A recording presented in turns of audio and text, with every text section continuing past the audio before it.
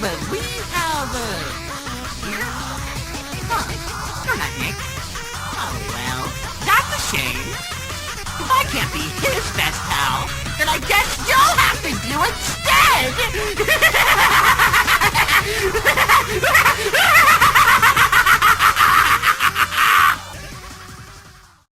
So, you clicked on this video, I'm assuming you want to learn how to play Pal Percy in Playtime 2. Now, Pal has got to be one of the most fun characters in Playtime 2.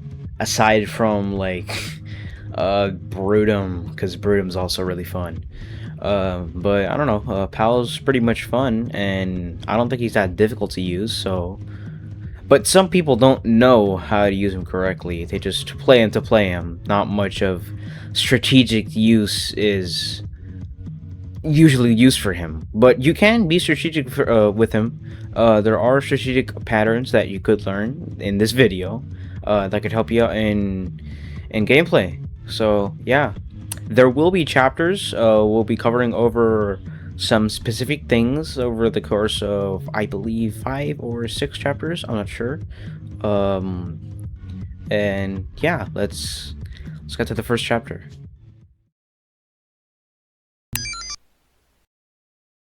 If you want to learn how to play Pal Percy, you're going to have to know his base stats. First, his M1 damage is 35, making him a 3-hit monster. He also has 120 stamina with about a 2-second stamina drain, and with at least 4-second stamina regen. Then he has 20 sprint speed when he runs, and 20 sprint speed isn't half bad for the type of abilities he has, so don't be too worried about that. There's not much to go over in this chapter, so don't be too concerned about Pal's base stats, though you should remember them just in case. With this over, let's now go over Pal Percy's abilities.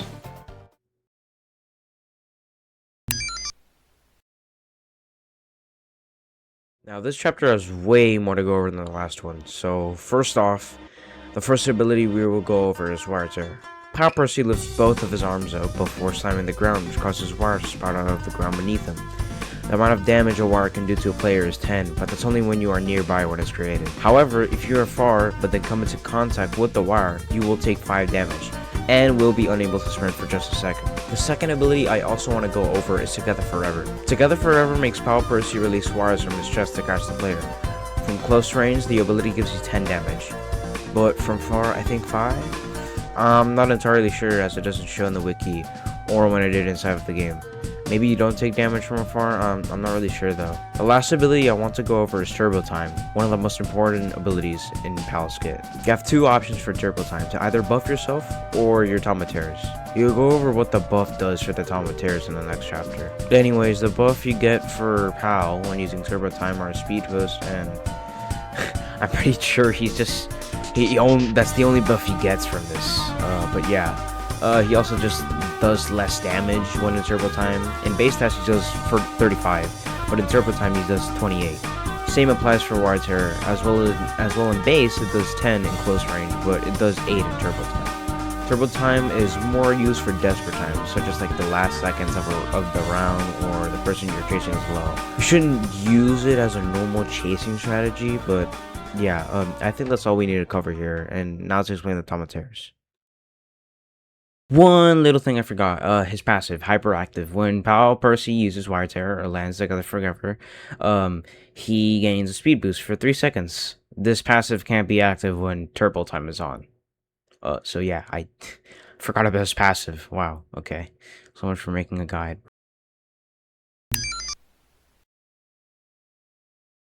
The TamaTerrorz are a very crucial part to Pal Percy's kit. There are 4 TamaTerrorz: TamaBroody, TamaLenki, TamaOpti, and TamaRochi. TamaBroody can break monster breakable walls, and when a player is found by TamaOpti, TamaBroody will target them, dealing 4 damage to the player. TamaLenki runs to the nearest player to grab them. Once the player is in TamaLenki's grasp, they will need to mash 2 buttons to get out of said grasp. TamaLenki is also held by TamaOpti, just like TamaBroody, to target specific players. TamaRochi, unlike the other TamaTerrorz, doesn't need the help of TamaOpti to target a player. What TamaRochi does to a player is latch onto their face, making them press a certain button to get it off their face. This move deals about 5 damage. 5 damage isn't very worrying, but in times when a player is low, During a chase, TamaTerrorz could possibly kill them. And of course, TamaOpti. Its purpose is to highlight players, but I've already explained most of its purpose, besides the fact that you can disable it for some time. But that's pretty much it for the explanation of what these little guys do. And now for what Turbo Time does to these TamaTerrorz. It's actually way better than the buff Pal gets from it.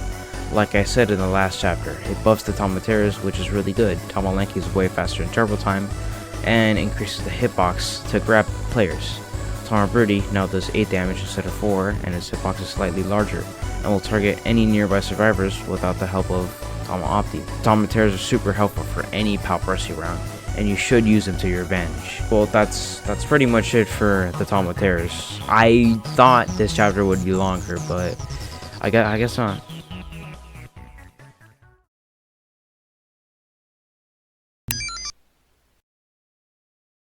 After we have covered Pal Percy's entire moveset, I think it's time that we should go over some strategies we could use in a monster round as Pal Percy. Firstly, for Turbo Time, instead of using it on yourself, you should start out a round using Turbo Time for the TamaTerrorz, since their buffs are very useful to kill any player as explained in Chapter 3. It'll be much easier to get them since TamaLanky is much faster and it grabs players, making it way faster to kill them, as well as TamaOpti spawning players. That's also really helpful. Only use Turbo Time on yourself when times get desperate, not when in chase with a good 2 minutes on the round. And as for Wire Terror, be sure to place the wires in spots that could corner players to ensure someone runs into them. Together Forever is very simple. Just use it in chase if a player gets too far away, or if a player gets captured by TamaLanky and they're very far away but pretty close, just use Together Forever to close the gap between you and them. Another tip is to use the breakable walls on the map to cut off players in the chase with a TamaTerrorz, or TamaBroody will probably already break those walls.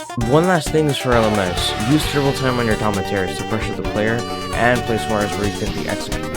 If you're on 30 seconds or less, use Turbo Time on yourself and start chasing the player down. And if you're close, use Together Forever to ensure to get ahead on them. You should also take advantage of the fact that Pal Percy is a 3-hit monster, so you don't really need to waste your abilities in the first few seconds of the round, excluding the fact that you need to use Turbo Time on your TamaTerrorz. That's pretty much it for the strategies I could think of. If there's more, please tell me below in the comments.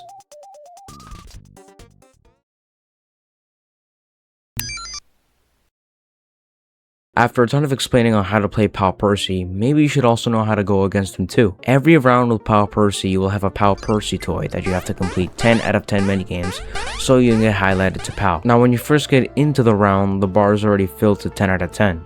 But over time, the bar decreases, and when you're below 5 or at 5, your Pal Percy toy starts whining and you will get highlighted to Pal. To avoid this, constantly do the Pal Percy toy minigame every 30 seconds or 20. And now with the TamaTerrorz, you need to avoid TamaLanky the most, since it can grab you and make you stay in place. But just avoid the TamaTerrorz in general, and if TamaOpti is near you, just disable it. And as for Pal himself, never run in a straight line and chase, since it will make it easier for Pal to grab you with Together Forever. For Wire Terror, make sure Pal doesn't notice you're on the wire, since he activates it manually. It doesn't activate when you step on it. You should also make sure you aren't in a position where he can possibly corner you, since he's a trapper.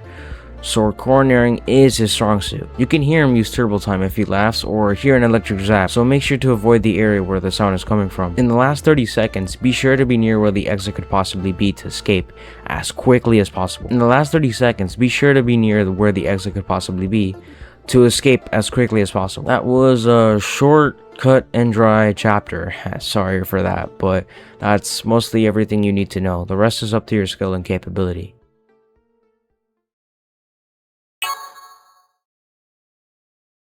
Well, that's it. That's all I could possibly teach you on how to play and go against Pal Percy and Pillage 2. Gonna thank a few people here, but thank you to the Pillage 2 Wiki for most of the gifts and the videos and info used in this video.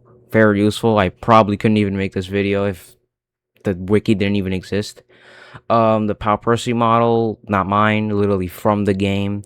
I'll put the link for the model if anybody wants to use it as well.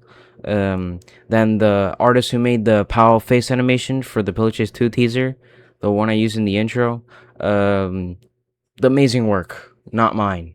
I just don't know who the artist is, but thank you to them.